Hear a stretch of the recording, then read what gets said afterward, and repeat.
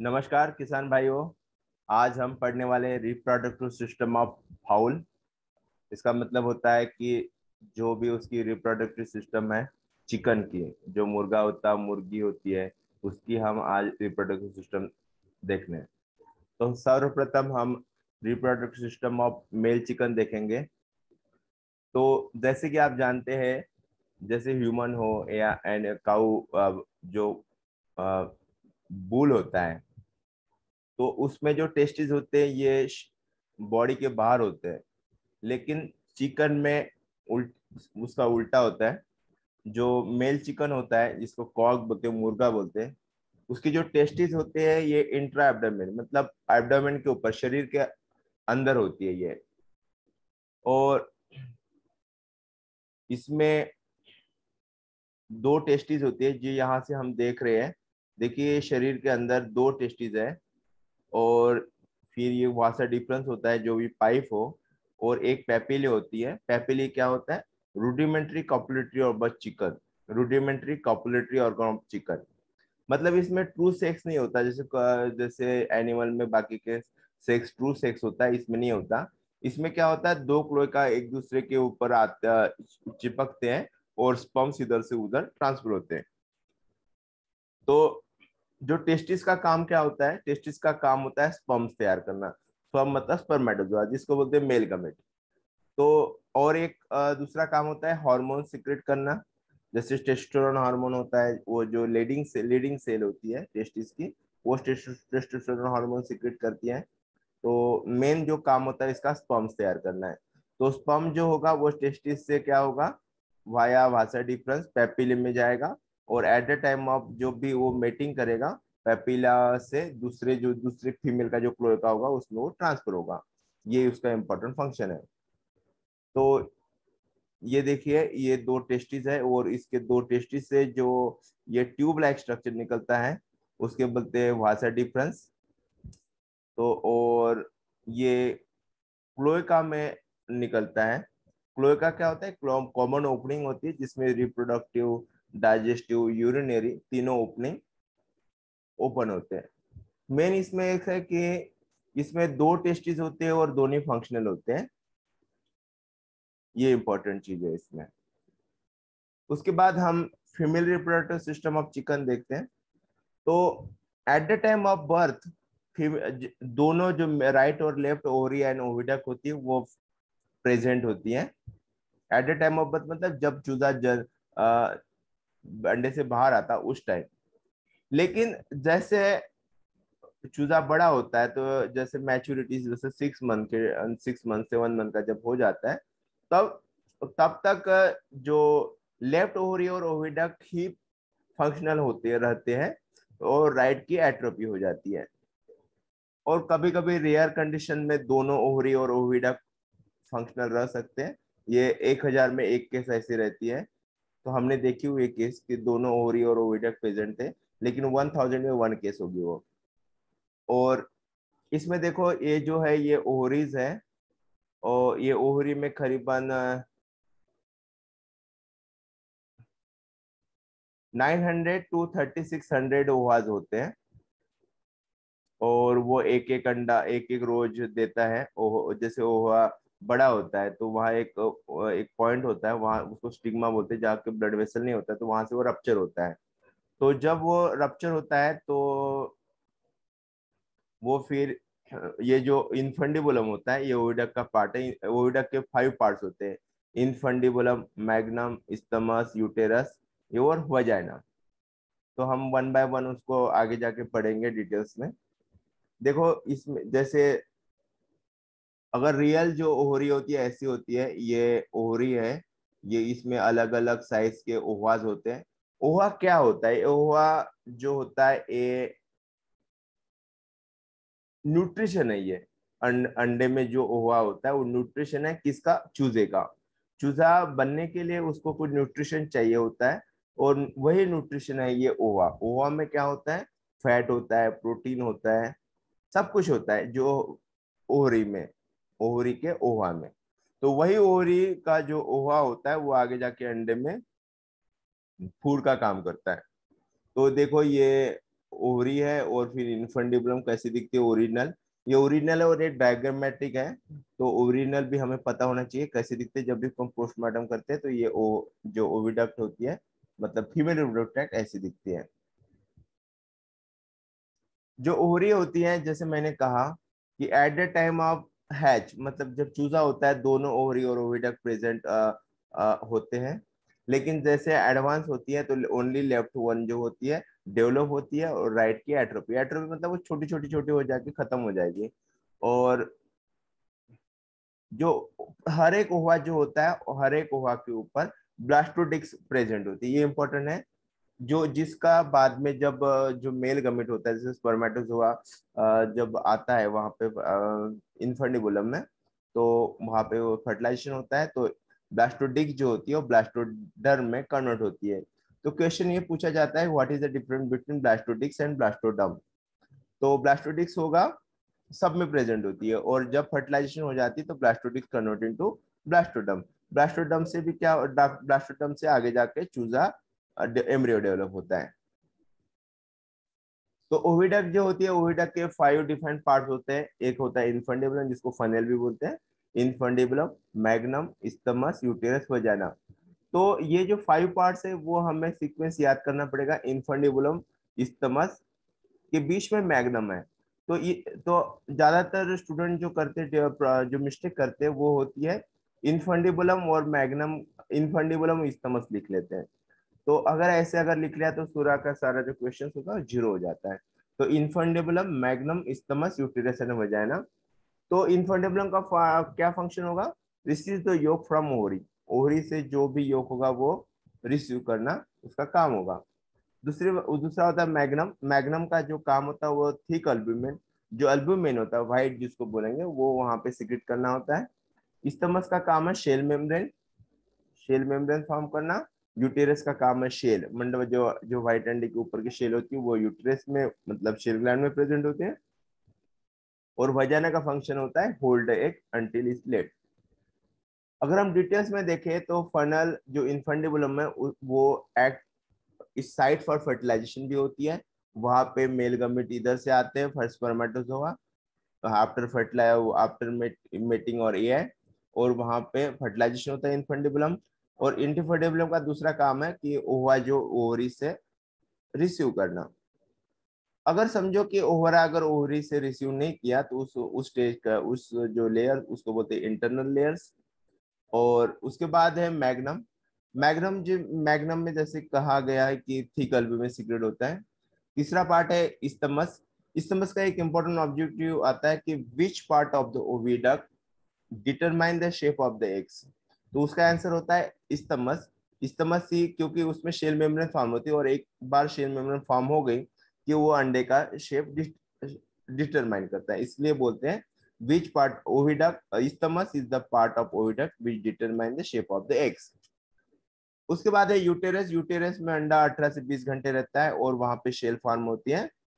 अब ये देखिए यहाँ पे मैंने टेबुलर फॉर्म में दिया हुआ है इनफंडिबुलम।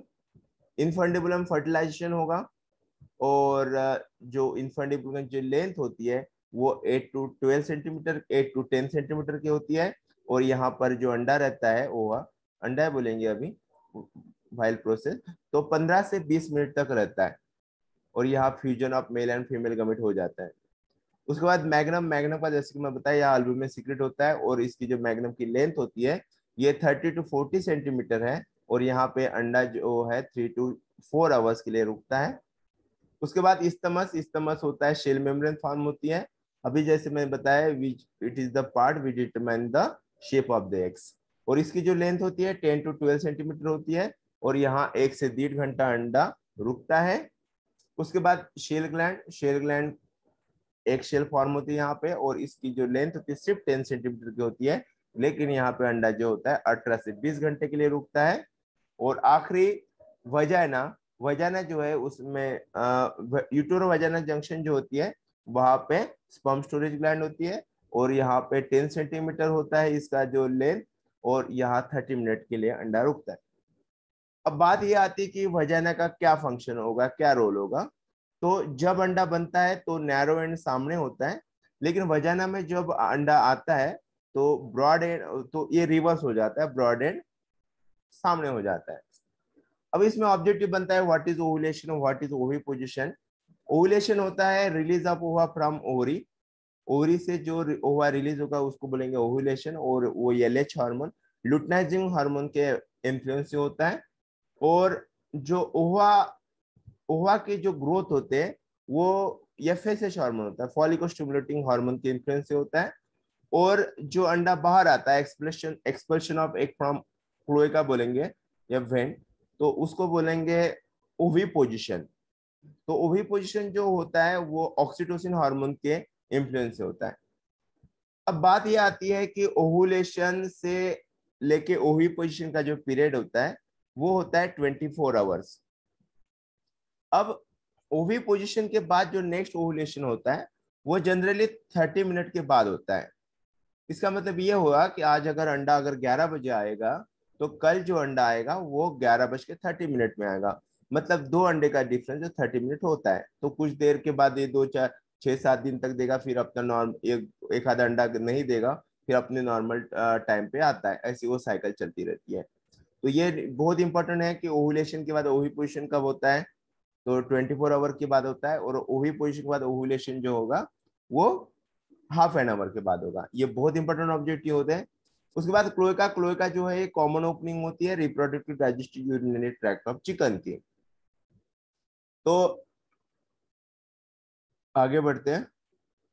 अब फॉर्मेशन ऑफ एग, जैसे कि मैंने अभी बताया फॉर्मेशन ऑफ एग कैसे होता है योग में। तो ये अलग थोड़ी थोड़ा करके जो ओवा जो होता है उसमें फैट डिपॉजिट होते जाता है, डूब जाता है, और अलग अलग लेंथ में वो बनते रहता है। तो शुरुआत में तो बहुत धीरे धीरे ये बढ़ते रहता है। एक लिंग आखिरी जो कुछ दिन होते हैं उसमें सडनली वो बढ़ जाता है योग ओवाज, और वो एकदम से फिर बाद में रप्चर होता है। ओव्यूलेशन, ओव्यूलेशन जो होता है वो एक पॉइंट होता है उस फॉलिकल का जहाँ पे ब्लड वेसल्स नहीं होते, no blood vessel is found. और उस पोजिशन वो जो पॉइंट होता है उसको बोलते हैं स्टिग्मा। तो स्टिग्मा से क्या होता है, वो रप्चर होता है ओवा, और वो फिर इनफर्टेबल उसको कैच करता है। अगर नहीं कैच कर पाया तो उसको बोलते हैं इंटरनल लेयर्स। और फिर वो जो हुआ है वो इंट्राएब्डोमिनल जाता है, तो वो फिर रप्चर होके बॉडी जो है उसको कैच कर, मतलब ब्लड में लेके आती है। फर्टिलाइजेशन, जैसे कि मैंने कहा कि फर्टिलाइजेशन जो होता है इनफंडिबुलम में होता है। और लेकिन तभी होगा फर्टिलाइजेशन अगर हमने एआई किया होगा या तो नेचुरल मेटिंग हुई होगी। तो एआई हो या नेचुरल मेटिंग, जनरली अगर एआई करो या नेचुरल मेटिंग करो 7 डेज तक अंडा फर्टाइल रहता है, 5 to 7 डेज। उसके बाद चिकन का अंडा फर्टाइल नहीं रहता। और इन केस ऑफ टर्की अगर बात करें तो 21 डेज तक अंडा फर्टाइल आता है। तो हर एक स्पीसीज का अलग अलग होता है। एम्ब्रियो जो डेवलपमेंट होती है ये जैसे ही वहाँ फर्टिलाइजेशन हो जाता है तो वहां से डेवलपमेंट चालू हो जाती है। और जैसे 24 आवर लगते हैं तब तक ओविड जो ब्लास्टोडिक्स होती है वो ब्लास्टोडिक में कन्वर्ट हो जाती है और बहुत सारी सेल्स बनती है। जैसे मैंने चार्ट में बताया था कि बहुत सारी सेल वहां बनी हुई थी। अब थिक अल्ब्यूमिन सीक्रेट होता है, थिक अल्ब्यूमिन सीक्रेट होगा मैग्नम से। शेल मेम्ब्रेन सीक्रेट होगी स्टमक से। शेल जो होती सीक्रेट शेल ग्लैंड से होती है। तो उसके बाद स्ट्रक्चर ऑफ एग्स, जैसे कि हम देख सकते हैं कि यहाँ पे जो बाहर की है जो लेयर है वो शेल है। जो हम जो अंडा देखते हैं बाहर का व्हाइट कलर की या ब्राउन कलर की, वो तो शेल होती है। अब शेल के अंदर जो होती है दो शेल मेम्ब्रेन होती है, इनर एंड आउटर।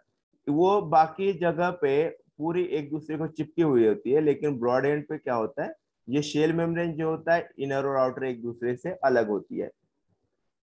अब इनर और आउटर शेल मेम्ब्रेन के बीच में जो जगह बनती है उसको एयर सेल बोलते हैं।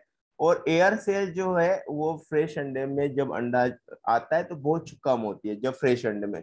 लेकिन जैसे जैसे अंडा बासा होते जाता है यहाँ पे एयर सेल बढ़ती जाती है। अब एयर सेल कहाँ से आएगी, कैसे वहां से गैस आएगा, तो ये जो अंडा होता है, ऊपर अंडे के ऊपर जो शेल होती है वहां पे करीबन 5000 पोर्स होते हैं। पोर्स मतलब उसमें छेद होते हैं। तो उस छेद के ऊपर एक क्यूटिकल मेम्ब्रेन होती है, उससे वो कवर होते हैं। इसलिए हम बोलते हैं कि अंडा कभी वॉश, गीले पानी से वॉश नहीं करना चाहिए, गीले कपड़े से, क्योंकि उससे क्यूटिकल मेम्ब्रेन हट जाएगी, फिर इन्फेक्शन का खतरा रहता है। यही। फिर उसके बाद दो शेल मेम्ब्रेन मैंने कहा कि ब्रॉड एंड पे वो अलग होती है। उसके बाद प्रोटीन, ये जो अल्ब्यूमिन होता है वो अलग अलग होता है, थिन अल्ब्यूमिन, थिक अल्ब्यूमिन अलग अलग होता है। और इसके बीच में जो होता है योग होता है, और योग जो है उसको ट्विस्ट करके रखते हैं चेलाइजा।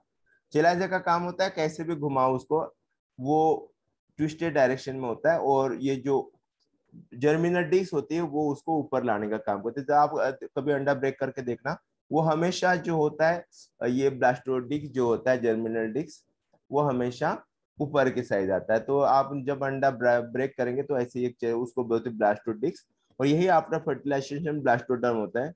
अभी बहुत सारे हमारे पोल्ट्री फार्म पे जो अंडे हैं, हमने यहाँ पे मेल फीमेल रखे हुए हैं। ये जो ब्लास्टोडिस्क होती है, इसका कन्वर ये ब्लास्टोडिस्क फर्टिलाइजेशन हुआ होता है, मेल फीमेल साथ में रखे तो इसमें एम्ब्रियो स्टार्ट हो जाता है, ब्लास्टोडिस्क कन्वर्ट हो जाती है ब्लास्टोडर्म में। और टेम्परेचर अभी समर चल रहा है, समर चलने के कारण यहाँ पे टेम्परेचर 37.5 डिग्री सेल्सियस से ज्यादा होता है। इसलिए वो क्या होता है इस टाइम, ब्लास्टोडर्म डर्म जो होती है वो डेवलप होने में चालू हो जाती है। और जब भी हम अंडा खाने की कोशिश करते हैं फर्टाइल, उसमें बहुत बड़ा एम्ब्रियो दिखता है। तो मैं यही कहूंगा कि अगर आपको अंडा खाना है तो अंडे को इस टाइम एक तो फीमेल अलग रखो, नहीं तो अगर मेल फीमेल साथ में रख रहे हो तो वो अंडा खाने लायक नहीं होगा। क्योंकि एक तो उसमें प्रॉब्लम ये आता है, एक तो आप फ्रेश अंडा लो और उसको फ्रिज में रखो, ये हो सकता है। अंडा जैसे आज दिया और उसको फ्रिज में रखा तो उसकी जो डेवलपमेंट है वो रुक जाएगी। नहीं तो एक तो फिर मेल फीमेल अलग अलग रखो। नहीं तो क्योंकि अगर अंडा दिया है उसमें आप अगर गर्मी में रख रहे हो तो एम्ब्रियो डेवलपमेंट चालू हो जाएगी। अब क्या होता है, एक ऑप्टिमम टेम्परेचर पे एम्ब्रियो ग्रोथ हो जाती है, लेकिन टेम्परेचर बहुत ज्यादा जब होता है तो एम्ब्रियो मर जाता है। एम्ब्रियो मर जाता है तो फिर उसमें से स्मेल आना चालू हो जाती है, और अंडा गर्मी में कोई खाता नहीं, इसलिए वो पड़े पड़े रहते हैं। तो ये सारी प्रॉब्लम्स हैं। तो इसलिए हाँ, हमें पता होना चाहिए। शेल शेल मेम्ब्रेन दो होती है, अल्बुमेन, चेलाइजा।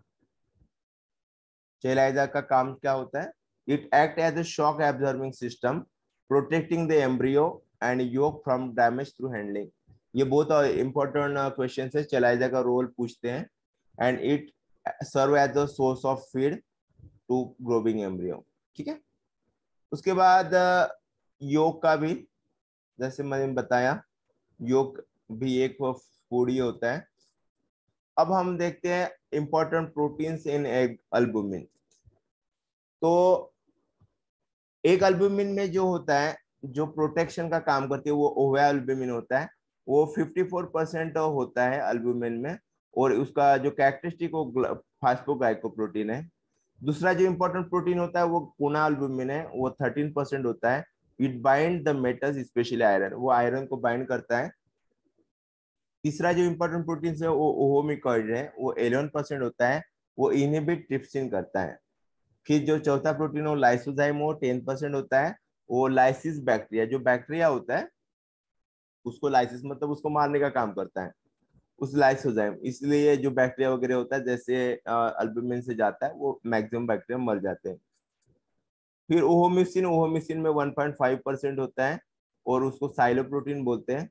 फ्लेवोप्रोटीन, ये 0.8% होता है, ये बाइंड राइबोफ्लेविन को करता है। फिर ओहो इनिबिटर, ये 0.1% होता है और इनिबिट सेवरल प्रोटीजेस।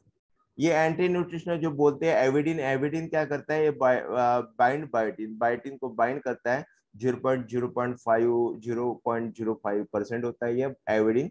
ये एविडिन होता है, ये बायोटिन को बाइंड करता है, इसलिए अंडा जो होता है ये या तो गर्म करके खाना चाहिए ताकि इसका बॉन्ड टूट जाए, तो बायोटिन हमें अवेलेबल हो जाए। अब न्यूट्रिटिव वैल्यू जो होती है अंडे की, मैं आपको बताता। ये edible portion of the chicken है। एडिबल पोर्शन मतलब शेल के बारे में यहाँ नहीं डिस्कस किया गया है। शेल मतलब जो लिक्विड पोर्शन है उसके बारे में है। तो एक अंडे में लिक्विड पोर्शन जो होता है वो जनरली 50 ग्राम होता है। वाटर जो होता है लिक्विड पोर्शन में 73.7% होता है। एनर्जी जो होता है 81.5 किलो कैलोरी होती है। और जो प्रोटीन होता है ये 6.45 ग्राम होता है। फैट जो होता है 5.75 ग्राम होता है। और मैक्सिमम जो कोलेस्ट्रॉल पूछते हैं एक अंडे में कितना होता है, तो 230 मिलीग्राम mg कोलेस्ट्रॉल होता है। ये बहुत इंपॉर्टेंट क्वेश्चन होता है कि एक अंडे में कितना कोलेस्ट्रॉल होता है, तो 230 mg होता है। और मैं आपको बता दूं ज्यादा तो पूरा जो कोलेस्ट्रॉल होता है वो योक में होगा, क्योंकि जितना भी कोलेस्ट्रॉल होता है ये फैट से बाइंड को होता है। तो जो फैट होता है वो हमेशा योक में होता है। मैं आगे आके बताता हूँ, जाके बताता हूँ। कार्बोहाइड्रेट जो होता है 0.36 ग्राम होता है। फाइबर इसमें नहीं होता, अंडे में 0 ग्राम होता है। ऐश जो होता है लिक्विड पोर्शन में 0.5 ग्राम। एस्कॉर्बिक एसिड जो जिसको विटामिन सी बोलते हैं वो अंडे में नहीं होता है। आपको वो विटामिन सी बाहर से लेना है, अंडे में नहीं होता। फिर विटामिन ए जो होता है 590 इंटरनेशनल यूनिट है। कैल्शियम जो होता है 27 मिलीग्राम है।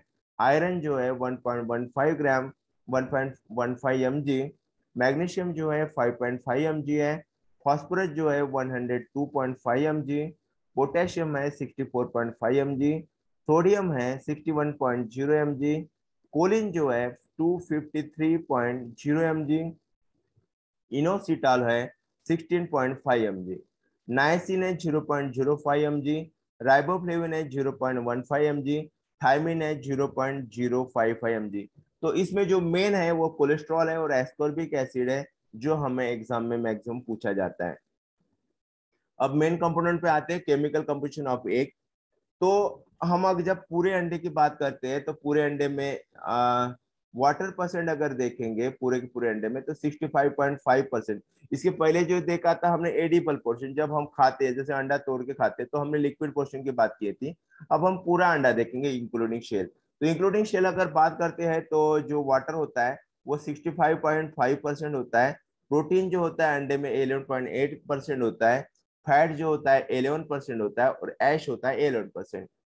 अब जब अल्बुमिन की बात करते हैं तो अल्बुमिन का जो पोर्शन होता है वो टोटल अंडे में 58% होता है। योग जो होता है वो 31% होता है। और शेल जो होती है 11% होती है। जब हम अल्बुमिन की बात करते हैं तो अल्बुमिन में जो वाटर परसेंट होता है वो 88% वाटर है।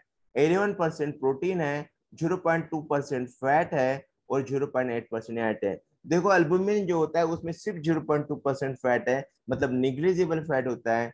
लेकिन योग जो है, योग में 17 जो वाटर पहले देखें, योग में जो टोटल परसेंटेज जो होता है अंडे का पोर्शन शेयर बोलेंगे वो 31% शेयर है। और वाटर जो होता है अंडे में वो 48% वाटर है। और प्रोटीन जो होता है 17.5% प्रोटीन है और 32.5% फैट है और 2% ऐश है। अब देखो इसमें हम देखेंगे कि एज कंपेयर टू अल्बुमिन योग में ज्यादा प्रोटीन है। लेकिन हमें यह भी सोचना पड़ता है कि योग में तो 0.2% फैट है और योग में 32.5% फैट है। अब फैट जो होता है बहुत ज्यादा होने के कारण हम जो एजेड लोग होते हैं वो योग एक अंडा खाने से चलेगा, एक या दो अंडा। अगर कोई भी हो आदमी ज्यादा अंडे खा रहा है तो उसको योग फेंक देना पड़ेगा, क्योंकि योग के साथ साथ कोलेस्ट्रॉल भी आएगा, जो कि कोलेस्ट्रॉल का आपको साइड इफेक्ट पता ही है। वो क्या करता है, ज्यादा एक्सेसिव भी बहुत सारे प्रॉब्लम क्रिएट करता है। इसीलिए हमें अल्बुमिन खाना चाहिए। तो शेल जो होता है उसमें 11% शेल होता है। अब इसमें ना वाटर होता है ना फैट, प्रोटीन होता है ना फैट होता है, निगली जनरली 0.0.0 होता है वो सब कुछ। अब शेल किससे बनती है? शेल बनती है कैल्शियम कार्बोनेट से, जो कि 94% होता है। और कैल्शियम फॉस्फेट 1%, मैग्नीशियम कार्बोनेट 1% और ऑर्गेनिक मैटर जो होता है वो 4% होता है। अब बात ये आती है कि अंडा हमें खाना चाहिए कि नहीं। तो मैं आपको बता दूं क्या जो बायोलॉजिकल वैल्यू होती है अंडे की वो 100 में से 100 होती है। तो इतना हाई प्रोटीन वैल्यू होता है। और मैं आपको बता दूं अंडा इतना हाई बायोलॉजिकल वैल्यू होके सबसे सस्ता है। आज मार्केट में 3 रुपए का एक अंडा मिलता है। इससे सस्ता प्रोटीन दुनिया में कोई हो ही नहीं सकता। और ये अंडा आपने रोज खाना चाहिए। इसके कोई साइड इफेक्ट नहीं। लेकिन मैं यही कहूंगा कि अंडा अगर खाना है तो आपको बॉईल करके खाना पड़ेगा, कच्चा अंडा नहीं खाना चाहिए, क्योंकि उससे साल्मोनेला इन्फेक्शन हो सकता है जो कि मुर्गे से अंडे में आता है, और बॉईल करने से सारे इन्फेक्शन मर जाते हैं और वो हेल्दी हो जाता है हमारे लिए। अब क्वेश्चन क्या आ सकता है आपको, क्वेश्चन ये पूछ सकते हैं कि what is ovulation, what is oviposition. तो ओव्यूलेशन वो होता है जो ओवरी से जो ओवा रिलीज होता है उसको ओव्यूलेशन बोलते हैं, जो कि एलएच हार्मोन के इन्फ्लुएंस से होता है। और ओविपोजिशन होता है अंडा जो क्लोएका से बाहर निकलता है, उसको बोलते हैं ओविपोजिशन। तो act of expulsion of egg from cloaca is called as oviposition, जो कि ऑक्सीटोसिन हार्मोन्स के इन्फ्लुएंस से होता है। दूसरा क्वेश्चन है what is the difference between blastodisc and blastoderm. Blastodisc तो हर एक अंडे में होता है, लेकिन ब्लास्टोडिक्स का जब फर्टिलाइजेशन हो जाता है तो ब्लास्टोडिक्स कन्वर्ट इनटू ब्लास्टोडर्म। तो ब्लास्टोडर्म से एम्ब्रियो पैदा होगा, अगर नहीं होगा तो वो इनफर्टाइल अंडा होगा। ब्लास्टोडिक्स मतलब जस्ट इज इनफर्टाइल एग्स। तो स्टिग्मा, स्टिग्मा वो पोर्शन है ओवरी का जहां से वो, जहाँ ब्लड वेसल नहीं होता है और वहां से वो रप्चर होता है, स्टिग्मा और ओवा रप्चर होता है। पेपिला का है, papilla is the rudimentary copulatory organ of cock. Cock का रूडिमेंट्री कॉपुलेटरी ऑर्गन है मुर्गे का, क्योंकि वो प्रॉपर सेक्स नहीं करता, वो कॉपुलेटरी रूडिमेंट्री मतलब ये प्रॉपर उसके डेवलपमेंट नहीं होती है। जैसे आपको मैं बता दूं, डक में भी अच्छा खासा डेवलप रहता है, लेकिन इसमें डेवलप नहीं रहता मुर्गे में, it's just rudimentary. Thank you, धन्यवाद।